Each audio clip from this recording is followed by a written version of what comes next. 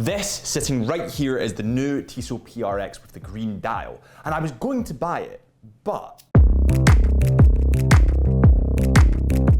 welcome back to Time on the Wrist at Chisholm Hunter. My name is Harrison and I have a coffee today, and also the Tissot PRX, the new model with the green face. So what we're going to do is we're going to cover all the specs, we're going to get hands-on with this model. Right, so let's start from the beginning. Let's start with the case diameter. It comes in at 40 millimeters in diameter. For my skinny wrists, I have about 6.5 inch wrists, and this sits beautifully. I love the way the bracelet tapers in and it has that kind of 70s Genta inspired design, but for an affordable price. I mean, when you look at the industry, other models that look similar to this are the AP Royal Oak and the Patek Philippe Nautilus.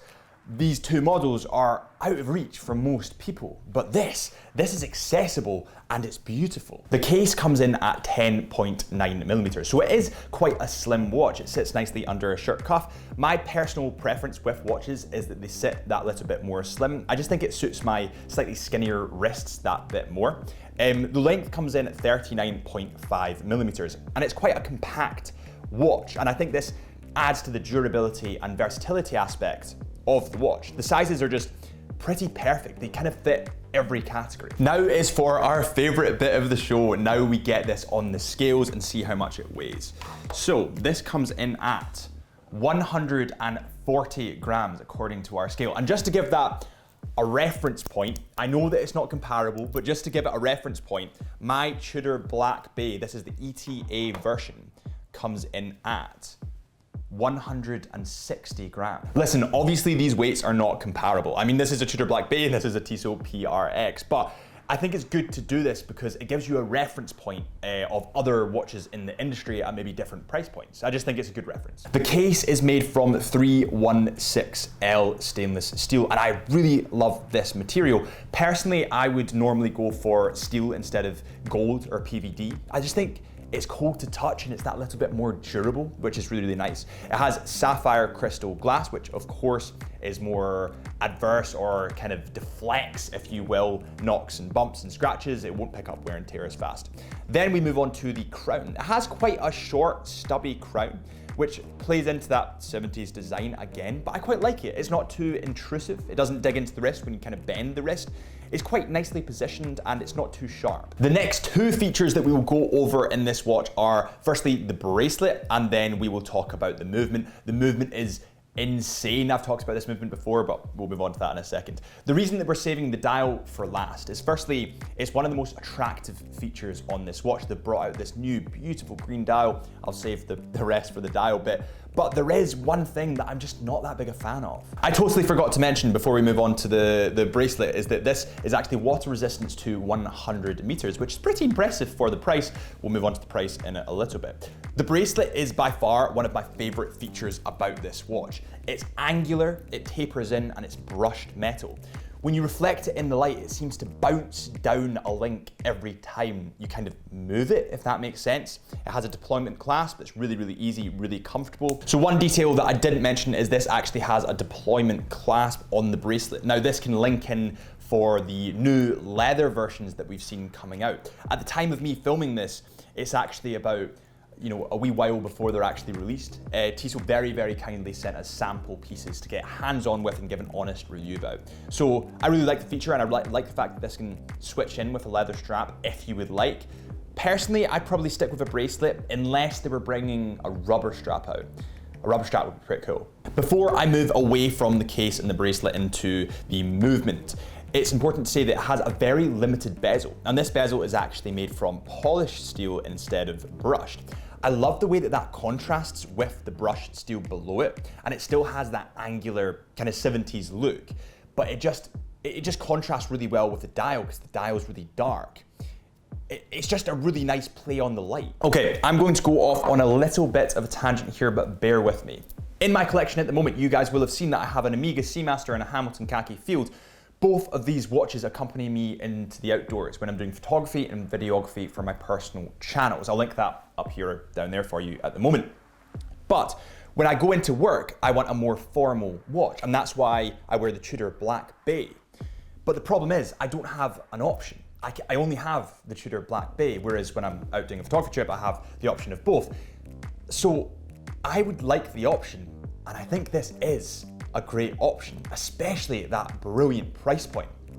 I got sent this watch about 2 months ago, so I've had time to get hands-on with it and form an honest opinion of it on my wrist. I really like this. Anyways, I'm sorry, I went off on a total tangent. The movement of this watch is incredible, is amazing. I'm gonna try and think of more descriptive words. It's brilliant. It is the Powermatic 80 movement. It has 23 joules, 80 hours of power, and a Vacheron balance spring. This Vacheron balance spring is more resistant to magnetic fields, so your watch is less likely to get magnetized. And I just want you to quickly compare this movement to other luxury watch movements in the industry, and then think of the price of this Tissot. This will or should come in at £565. The reason that I say should is this is of course a sample piece. Officially they aren't released as of the time that we're filming this video. But if it comes in at that price, for that movement, for that bracelet, for that dial, for that crown, for that case, that is incredible. Let's stop teasing, let's get straight into the dial. So the new dial is this beautiful deep green, and I say deep green because it almost looks black in certain lights. It has the honeycomb texture running through it, and it also has a sun ray finish. So depending on how you look at it in the light, it has that sun ray finish. It's almost 3 layers of depth. You have the green, you have the honeycomb, and then you have the sun ray, all for £600 or just above £600. That's incredible. I love how dark the green is on this dial, and it means that I can pair it with more attires. Whatever I'm wearing, this kind of matches with because it's almost black. When you look at the gentleman model that we've reviewed before, I'll link it up here for you, it was that little bit too bright, maybe that little bit too vibrant, and I don't think it matched with as much. It was maybe just too intense for me, but this looks so much more clean. To add to that, the indices that are highly polished seem to stand out a lot more against that dial because it's darker, and the date window also stands out a little bit more. We'll get to the date window in a second. When it comes to the dial, the PRX logo is actually just above the 6 o'clock mark. And this is a really small detail, but when it comes to luxury, it means a lot. I really like the font of the PRX logo. It looks very modern, almost electric. That sounds weird, but have a look at it, you'll understand. And then the Tissot logo is below the 12 o'clock as usual. Now we move on to the lume. As you can see here, the hands have blue lume, so it's not green, and the reason I like this is because it actually contrasts with the green, so the blue is a point of difference. Right, from the title of this video, you would have seen that it almost has it all. So what doesn't it have? To me, personally, that date window at 3 o'clock doesn't belong there. It's not its home, it doesn't feel comfortable. It needs to be moved to 6 o'clock. In my humble opinion, I would just love to see that symmetry. This is just my personal preference, and I think this is a brilliant watch for the money, but that's the one thing that's holding me back here.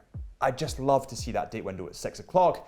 What do you think? What we need to remember here is that amongst watch enthusiasts, no watch will ever be perfect. There's always going to be something that we would change, that little detail that we would flip round. But for the money, you are getting a beautiful dial with 3 layers of depth. You're getting a date window complication, you're getting a Powermatic 80 movement, which needs no explanation. It is a powerhouse.